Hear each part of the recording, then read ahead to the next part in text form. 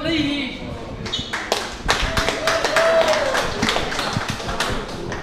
today we've got Crazy Cole fighting Crazy Cody. Cody's former Victorian and fought the Australian Conference last year.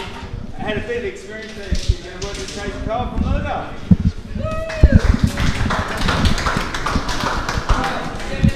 Last spar of the day, Cody Cawthorn versus Kyle Leakey. Of course, Lilydale v Blackburn.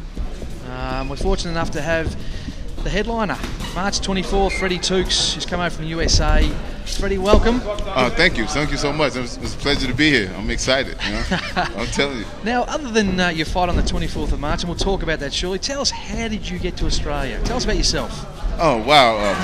Well, you know, I'm from Atlanta, and I started boxing in Atlanta when I was 15, and I just, continued to fight my amateur fights and stuff like that, and then one day I was approached by Evander Holyfield to spar with Tony the Tiger Lopez, and he was training for his title bout for Brian Mitchell in South Africa, and he needed a left-hander to spar with him, and I was the only one in the gym, even though I was still amateur. And we started training, and I sparred with him for like 2 weeks, and he gave me $450, and I was like, "What's this for?" And he was like, "It's for helping me spar." And I was like, "Oh wow, okay." So that was the start of my whole, boxing journey. Where I really wanted to put more into it. Now you've followed that path, haven't you? So Tony Lopez, a very, very good, Brian Mitchell, a very good fighter too from South Africa, I think. But you've been a sparring partner for, it seems, forever. Talk to us about that experience. How many world champions have you sparred? Over the past 8 years, I've sparred with 31 world champions.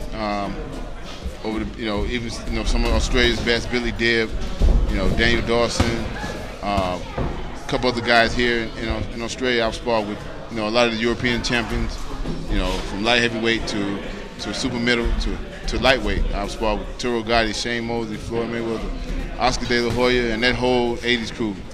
That whole 90s crew, I'm sorry. That's a who's who of boxing, world boxing. Absolutely. It seems that every time someone was fighting to spar Southpaw, they would call me and a few other guys that was in the circle. But I first came, how I found out about the land down under was Costa Zoo flew me out here in 2001 to spar with him for the Zab Judah bout, and that was a great camp. I was still amateur at the time. He took a chance on me, and it paid off.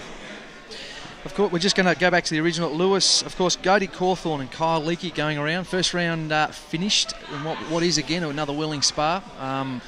Fighters Factory every 2 or 3 weeks have fight afternoons, so people come in, pay some admission. Of course, you're part of that. But let's go back to Kostya Tszyu. You talked about Kostya, and I remember you telling me once that he's hit you as hard as you've ever been hit. Talk about Kostya and how good was he? Oh, it was funny because when I came, to the gym, that was the first time I had ever flew that far before. I was by myself, and I knew Kostya Tszyu was good because I had been watching his fights, from amateur, because he beat one of my really good friends in the World Championships, Vernon Forrest, and rest in peace, Vernon. So I flew out to spar with him, and the reason how I ended up out here was because no one wanted to spar with him because the 2011, the towers came down. Yep. So it was like 6 days after that, so nobody wanted to fly. So I said, this is my once in my lifetime chance, so I'm gonna have to take it, Yep. And I came out, and when I get to the gym, one of the guys in the gym said, "Oh yeah, he just knocked out one of his sparring partners from Mexico, and they just sent him home." And I was like, "Oh, thanks a lot for that. That did a lot for my confidence, But yeah, we had our first spar, and everything was good, and we were sparring, and I knew about the right hand. I knew his right hand was awesome, but he caught me with it. Yeah. He hit me with the right hand, and I tell you, everything went as dark as night. And for about a minute and a half, I couldn't see a single thing, but I still was standing. And so I told him after the sparring, I said, "Costa, you hurt me with a right hand, man." He was like, "Oh, you should have told me. I would have finished you off." Yeah. And it's funny because during the camp with him, and we trained for 8 weeks, 6 here and 2 in Vegas, and that's how I ended up sparring with Zab Judah. So it all one person linked me to the next. Yeah. And interesting, Oscar De La Hoya must have been a great experience too. Yeah, it was a great experience. Oscar treated us really well. The camp was lovely.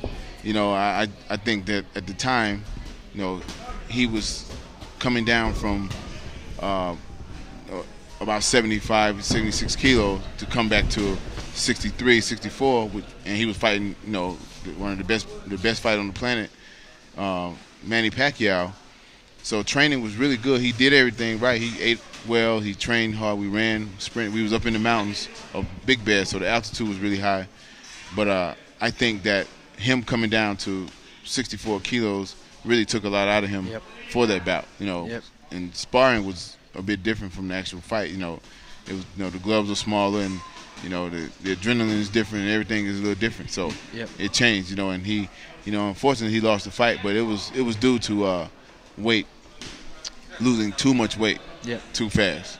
Now, what about your own career? Your sparring partner aside, and I think that's actually quite interesting itself, but you've had 10 professional fights. Yes. I guess the question I'd ask is, is being a sparring partner, has it hampered your professional development as a fighter?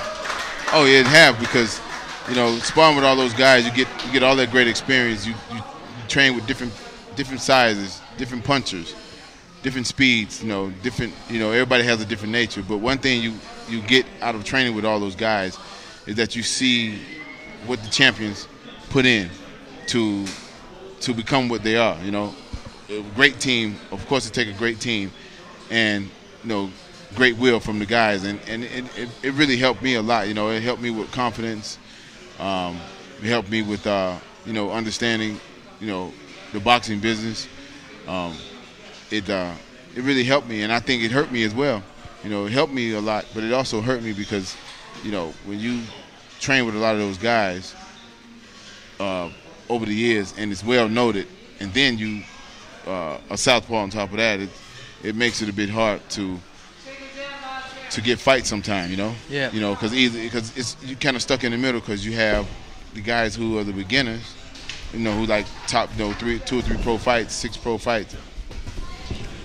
I'm too experienced, through namesake, and then you get the guys who like 21 and 0 and all those guys, and you get those guys, and it's like, he's very experienced.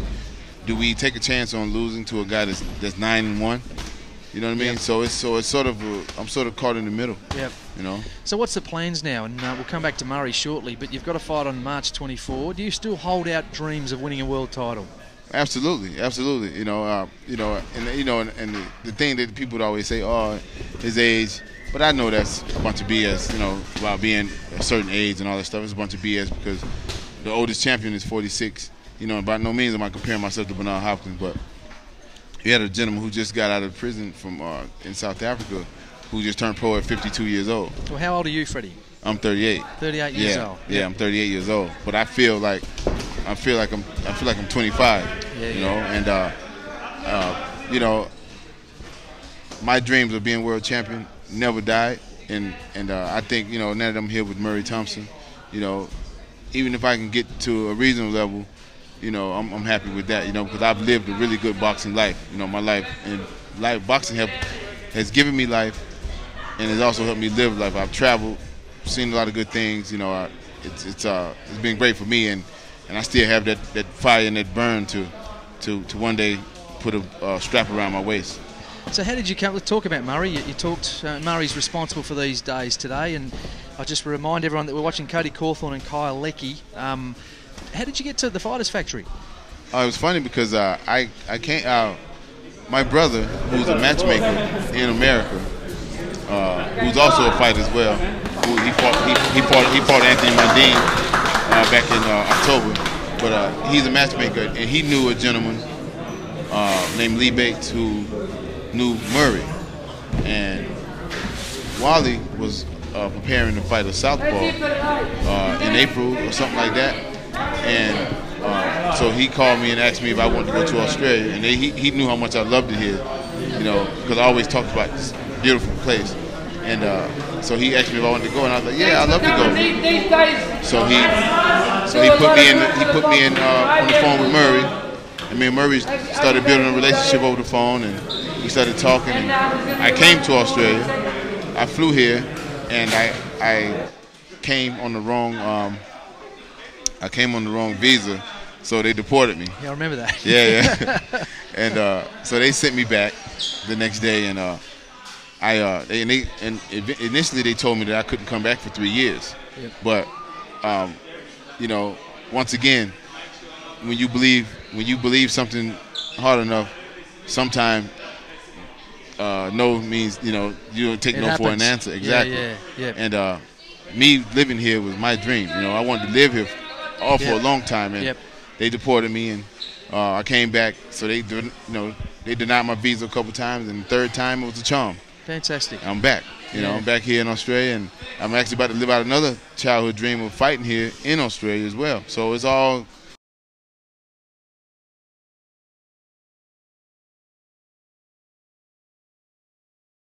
Against a very well-credentialed Thai fighter. I'm looking forward to that myself.